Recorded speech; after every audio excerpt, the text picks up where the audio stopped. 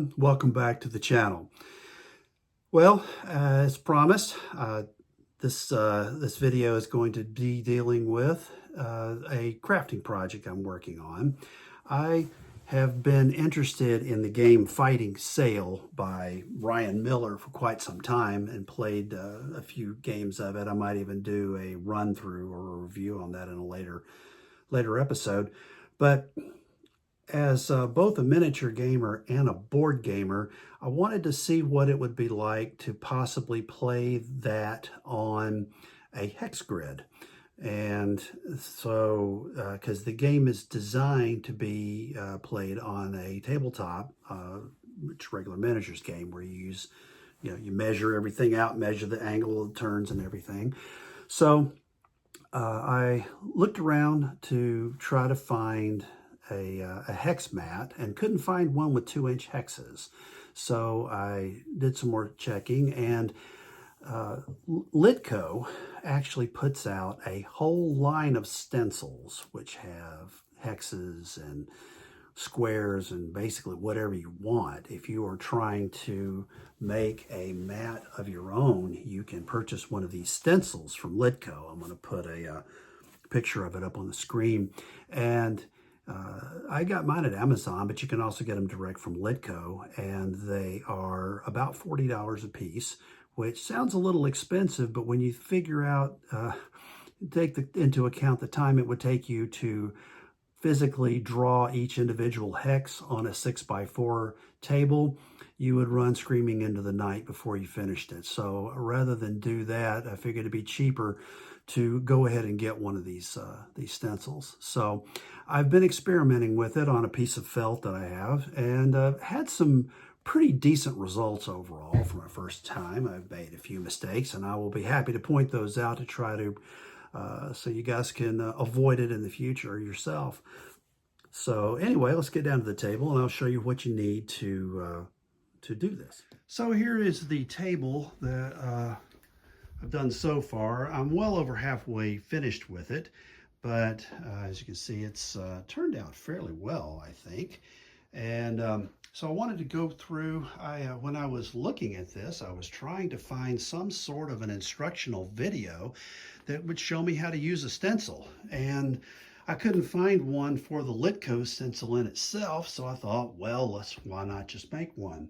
So here's some of the things you're going to need to get started with this. First and foremost, let me set the camera down here so that I can pick up these things.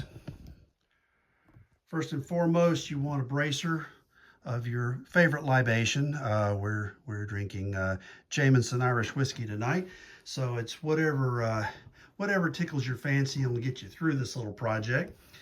You will also need the stencil itself. Now this has got white paint all over it. It's actually a clear plastic stencil, and you can see this is a star pattern of hexes, and you can actually get different designs on these hexes. You can get just regular dots or lines, or however you want the hexes to look. And so then you want to get, I just got some cheap craft paint. There's no reason to spend a lot of money on it. I got this, I believe it was at Hobby Lobby, and it was like $4 for this big old thing. I'm probably gonna need to get another tub of that, but that'll work. You also want to get you a box of some kind, something to use as a palette. And this is just an old sheet protectors box that I had. You can get, those of you who shop on Amazon probably have a plethora of boxes around there. Just get something that you can use to wipe the paint off of your brush. You're going to want to get, obviously, a piece of felt. And I don't know if I'm going to pull one of these off so you can see it a little more carefully. I've got these little clamps that I got from it's either Home Depot or Lowe's. I get them because I do some assembling of MDF buildings, and so I got a set of these. But you can certainly use a piece of tape, but you want to clamp your felt down and get it to where it's reasonably flat and won't move that much, because you don't want it moving once you start doing your painting. get you a couple of really cheap brushes. Again, don't spend a lot of money on it. These are just little 1.5-inch brushes. You can get thinner ones if you want to. This size worked really well for me. I tried a roller and it got too much paint. I will show you what the roller did to some of these. You also want to get one of these little brushes because if you're like me, you're going to omit and you're going to not fill in every one of these little spaces in here. So you're going to have to go back and fill in 1 or 2 of them. Get you a little brush like this that you can do that. And you will also want some, I use this painter's tape. You can use regular masking tape, but I will, I use painter's tape just because it works better for me. You want to use this to help tape down, and I'll walk you through the process here. You want to use it to tape down the edges of this because you sure don't want it moving when you start painting, because then it's going to look really wonderful. Last but not least, get a piece of scrap felt. For 2 reasons. First of all, you want to have something to put this on after you've used it while you're getting ready to set up your next stenciling area. And sometimes there can be little bits of paint on the bottom of this. So you want to take it and set it on this so that it won't get on your work area. And I usually take it and kind of slide it around a little bit when I get finished, just to kind of knock off all that extra little paint off of it. All right, we have all of our equipment here and we are ready to get started. So just a couple of things.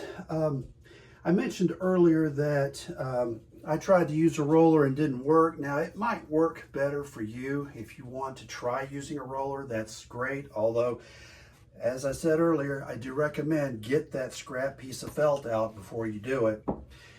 You can also use an airbrush to do this. I personally do not know how to use an airbrush, so I can't tell you if it's easier or not. You can also use a rattle can, but I can tell you, first of all, you have to have a very well ventilated area because you're going to be using a lot of spray paint and it's liable to get very expensive. So one of the things I like to do in my craft projects is to keep cost as low as possible. So when you start, you're going to start in one corner. You can start either left or right corner. It's up to you. The main thing to keep in mind is when you place that first template down, you want to make absolutely sure that you are straight. You want to have it on a straight 90-degree angle, because if you have it in any kind of a bad angle, you're going to keep going, and next thing you know, your hexes are going to be going right off the table. So the most important template that you place down is the first one, because that's going to determine how the rest of your project's going to go. So what I found the easiest is I would start and do a couple on this first row. Then I would go up and do a diagonal on the next row. That way I could get 2 done at one time. So I did 1 for my first time, then the second time I would do 1 here and then 1 up here. So then you let those dry and then you go and you just keep on going. So what I'm going to do is I'm going to do my next one here. Take your stencil and you want to make sure that you line it up so that the markings on the other or the adjacent areas line up exactly. And you're going to be able to see that because you're going to see them show up in this first row. So, and over here I'm having to do the first 2 rows. Now that means you're not going to be able to get as much use out of your template, but I don't mind sacrificing and doing it a couple of extra times to make sure that it's straight. So this way I know it is in perfect alignment with the rest of it. Let's grab the aforementioned tape, pull you a piece of it off, and we just go around and we tape all 4 sides.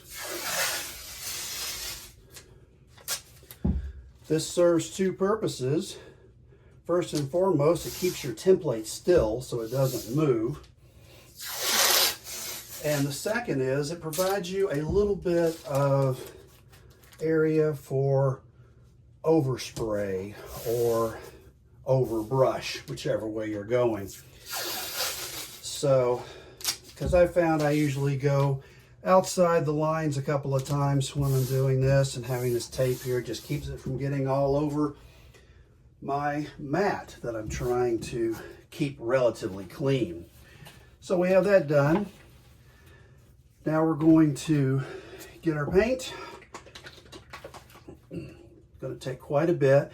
Now, when you use your brush, you don't want to dab it like that, because what will happen is some of the paint will get right underneath the stencil, and you're going to have, it's going to be more of a blob. So what you want to do for this particular pattern, I found that using strokes back and forth like that, just keep going until you get paint in all of the area of each of the holes. And so I'll show you how that's going to work. Take your brush, wipe it off a little bit, get some of the excess paint off, and then just go back and forth.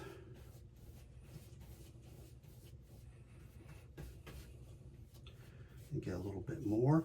This also helps prevent that glopping underneath when you're painting in these strokes like this, because the bristles, for the most part, stay on the top side of the stencil. You just keep going like that, back and forth, and fill it in. So I will finish this up and then we'll get right back. Okay, I've just finished painting the entire template, and I'm getting ready to take it off, take the stencil off. So again, pulling the ever useful piece of scrap felt over here, getting it close so I don't make any messes. You just pull your tape up, give a little counter pressure on that so that it doesn't fly out, and make sure if you've gotten any paint on the tape, make sure that it doesn't touch your felt. And another reason for your palette, good place to put your tape while you're doing this.